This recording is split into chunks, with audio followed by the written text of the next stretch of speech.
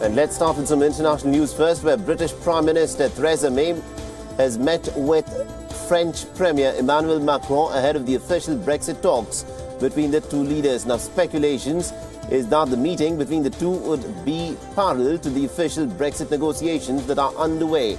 However, Macron has dismissed this by saying that he has full confidence in the European Union's Brexit negotiator Michel Barnier, and Friday's meeting with Theresa May is not an attempt to hold parallel talks.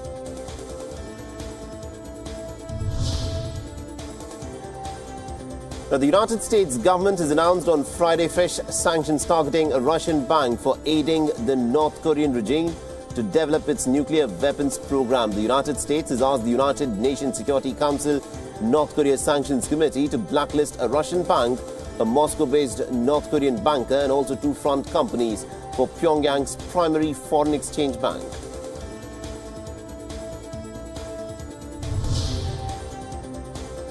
But the ongoing trade war between the United States and China intensifies once again as China has proposed retaliatory tariffs on $60 billion worth of US goods, ranging from liquefied natural gas to aircrafts. China's move is a retaliatory one after the United States had proposed a 25% higher tariff on $200 billion worth of Chinese imports.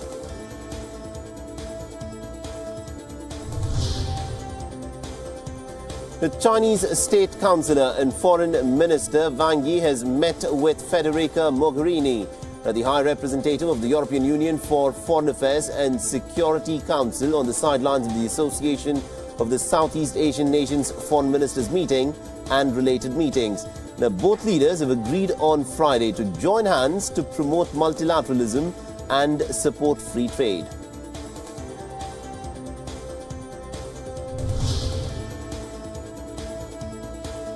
Now, India's Foreign Affairs Minister Sushma Swaraj held bilateral talks in Kazakhstan's capital Astana. She met with her Kazakh counterpart Kairat Abdurrahman with the aim to boost cooperation in sectors like trade, energy, defense and security. Now, Sushma Swaraj is on a three-nation visit to Kazakhstan, Kyrgyzstan and Uzbekistan as a part of India's efforts to enhance its defense, security and strategic partnership with the resource-rich Central Asian nations.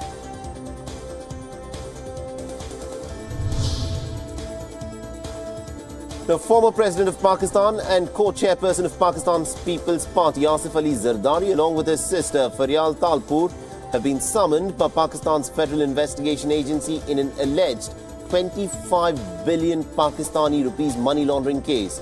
Now, the two have been asked to be present at the agency's headquarters tomorrow.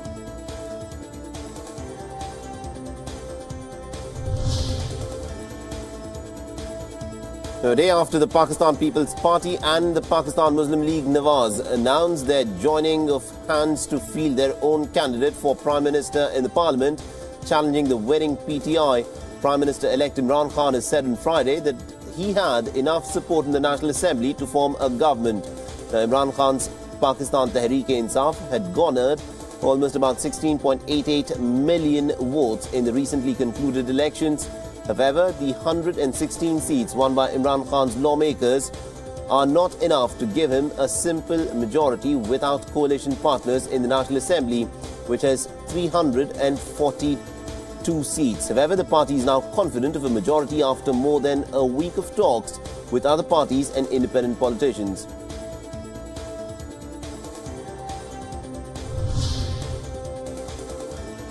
Zimbabwe's President Emmerson Mnangagwa has appealed for peace in the country and has said that he wants an independent commission to establish what happened before an army crackdown on opposition supporters.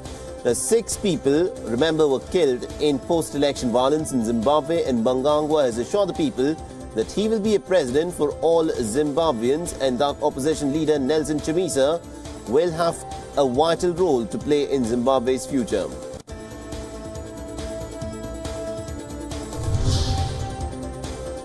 The people in Chicago took to the streets to protest against gun violence and the general lack of safety in the city. Protesters from various backgrounds marched on the streets with slogans such as "Stop Violent Crimes" and "Strengthen Gun Control."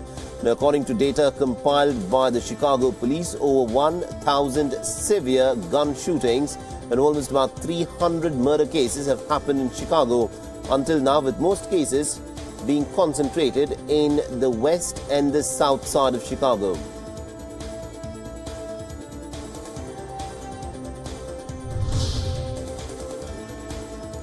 The student protests in Bangladesh have intensified over the past few days, with protesters setting ablaze almost about 300 vehicles. Close to 51 people have been injured in clashes so far, and the students have taken to the streets of Dhaka to express anger and outrage over the lack of road safety in the country.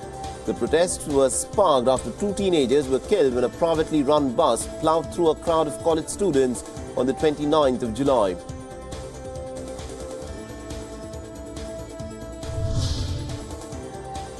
Venezuela has begun conducting census of car owners, a move that the socialist government says will help determine a rational use of fuel. However, drivers protested the decision by blocking downtown streets, as they warned that the new measure could actually lead to rationing in the crisis-stricken OPEC nation.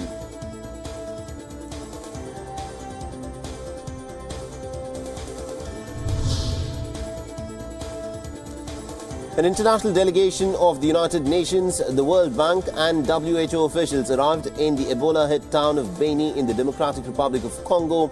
The delegation will work in collaboration with health workers on the ground to contain the recent Ebola outbreak in Congo. An Ebola outbreak has officially been declared, with 33 people already dead. In the town of Mangina, 20 people have died from hemorrhage fevers.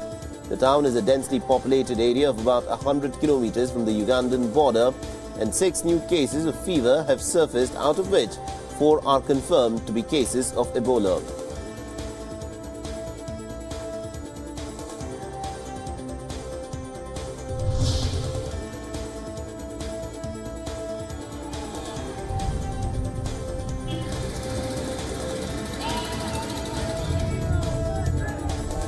Now, the Organization of American States, or the OAS, approved the creation of a working group to seek peaceful solution to the violent protests that have caused turmoil in Nicaragua since April. Now, the OAS was formed to foster regional solidarity and cooperation, and its member states such as Argentina, Brazil, Canada, Chile, Colombia, the United States, etc. Now, Nicaragua has been embroiled in violent protests since the month of April, leaving 300 people dead and the country in complete political turmoil. The protesters are in fact demanding the resignation of President Daniel Ortega, a former guerrilla leader whom critics have accused of tampering with elections and also seeking to install a family dictatorship.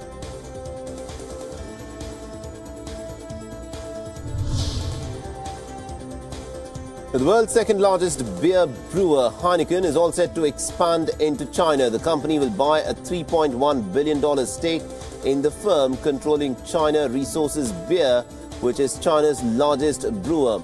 The Heineken seeks to tap a growing thirst for premium brands in the world's biggest beer market and will take a 40% stake in the Chinese company.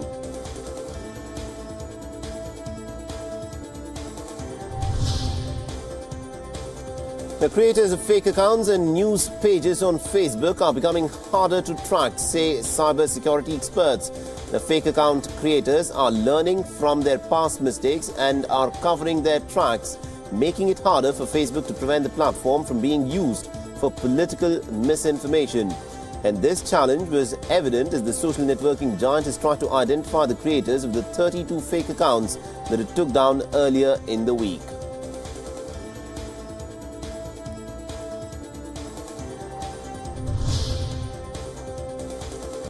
NASA on Friday has named 9 astronauts for the first manned space launches from United States soil since the Space Shuttle program ended in 2011.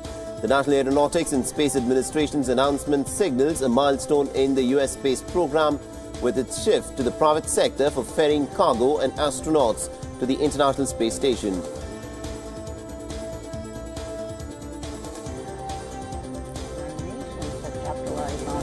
They've invested in within NASA to be able to create this industry.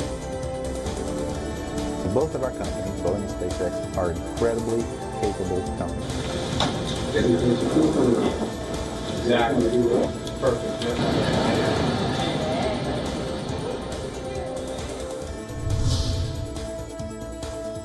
Afghanistan's capital city of Kabul has been once again struck by violence as two burqa-clad militants attacked a Shiite mosque in the city of Gardez in the province of Paktia, where more than 100 people had gathered to offer Friday prayers.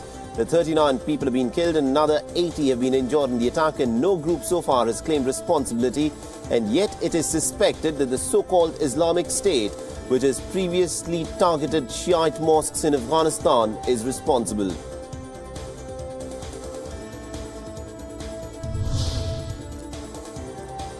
Israeli troops have shot dead one Palestinian and have wounded at least 220 others at protests along the Gaza border on Friday.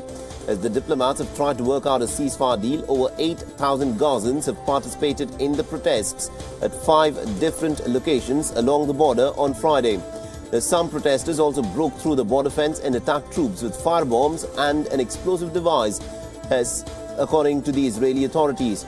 The organizers have vowed to continue the weekly Friday border protests until Israel lifts its economic blockade of the Gaza Strip. The 156 Palestinians and one Israeli soldier have been killed since the protests began 4 months ago.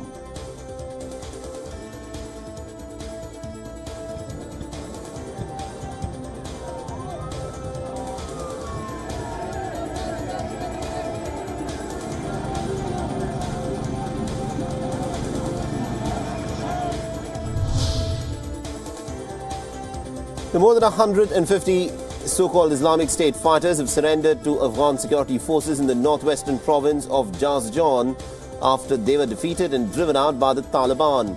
The Taliban have launched an offensive several weeks ago in Jazjan against the group, which had first appeared in eastern Afghanistan around 4 years ago. The ISIS has also managed to gain a foothold in southern Jazjan and had fought for control of smuggling routes into neighboring Turkmenistan.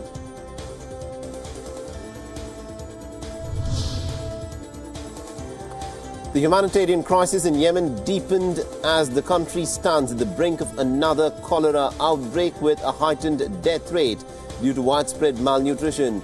Now, a new Yemen could in fact be looking at a new cholera outbreak, say the United Nations officials, although so far this year's numbers are no match for the 1.1 million cases that have been reported last year.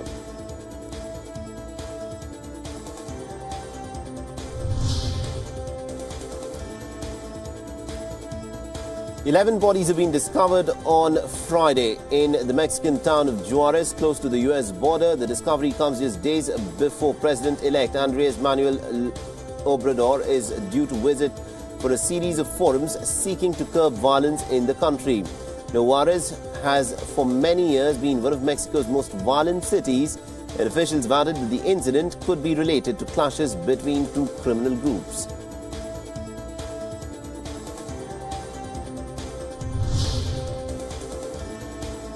The marine life in Florida is at peril because of a red tide of microscopic algae hundreds of miles of state's southwestern Gulf Coast. The tide has littered beaches with dead fish and has also killed sea turtles and manatees and has caused respiratory problems for residents living near the coast.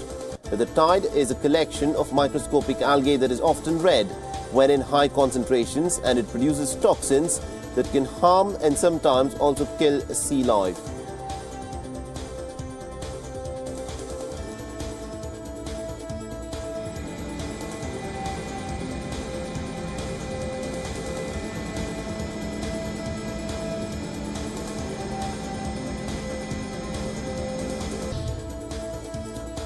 Alright, let's get you some news from India, where incessant rainfall in the northeastern state of Arunachal Pradesh has caused landslides and flash floods. The landslides have left a trail of destruction in West Kameng district of Arunachal Pradesh, while an army transit camp located at Sesa was totally damaged. As many as about 20 jawans and a junior commanding officer had a narrow escape, while one of them sustained minor injuries. However, no casualties have been reported until now.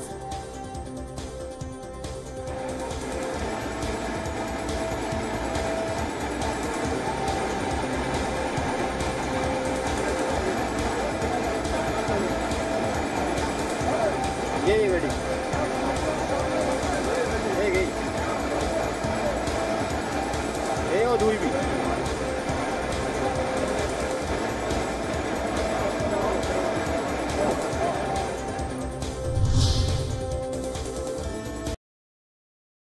southern Spanish province of Helua on Friday. The ongoing heat wave across Europe has hampered the firefighters' efforts to quell the blaze. The 21 planes and helicopters were seen flying over the fire, while 150 firefighters were on the ground. The local authorities have said that the fire in San Cristobal Natural Park near the town of Nerva continued to have 2 active focal points by midday on Friday, and that the firefighters were working in almost 40 degrees of heat with wind speeds of well over 12 to 15 kilometers per hour.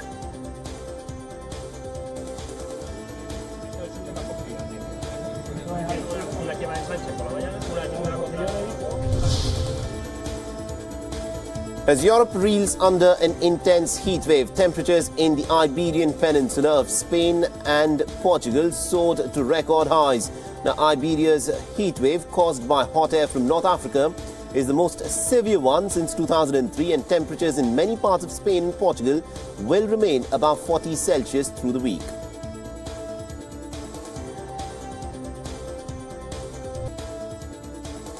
The workers are working against the clock to clear the mud and dirt covering a section of the Chengdu-Kunming railway station in southwest China's Sichuan province after a mudslide triggered by persistent torrential rain cut off the transportation line. The mudslide damaged a specially designed guiding trench for mud rock flow constructed just days before. The same section of the railways was cut off by another mudslide on Monday.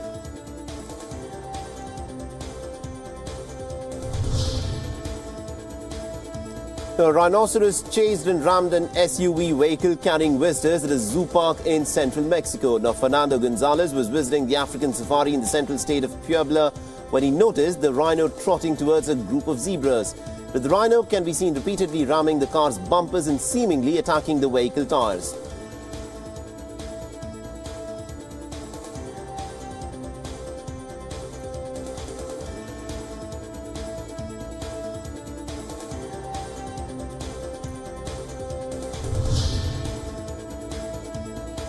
Now, a 14-year-old girl in China has developed an app called Timeless using artificial intelligence to aid people suffering from Alzheimer's disease.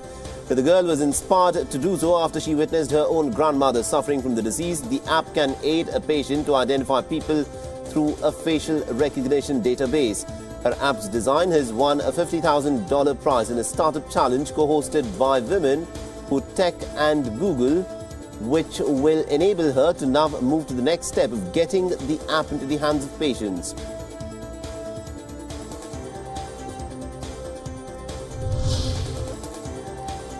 Now, Hollywood sweetheart Julia Roberts attended a special performance of Pretty Woman, the musical, in New York City. It was a tribute performance to honor Gary Marshall's legacy and also celebrate his lifelong dream of bringing the cherished film to Broadway. The family of Gary Marshall was also there to attend the tribute.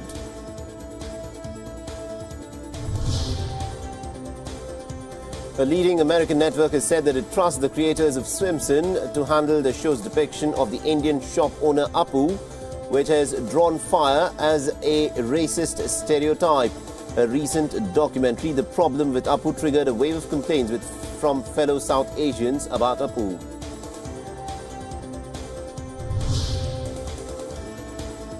Actor Johnny Depp has alleged that his ex-wife Amber Heard had punched him twice in the face while they were married, as per reports.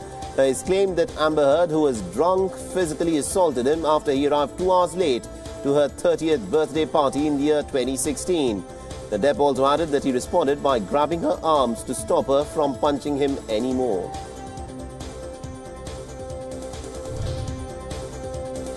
The sexual predator Harvey Weinstein's lawyer wants a New York court to throw out sexual assault charges against him. Lawyers for the former movie titan turned Me Too villain filed a notice seeking dismissal of the case.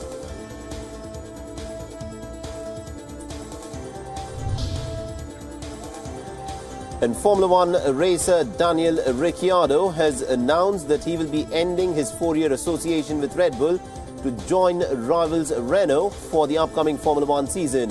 The 29-year-old Australian has 7 career race wins to his name since making his debut in the 2011 season.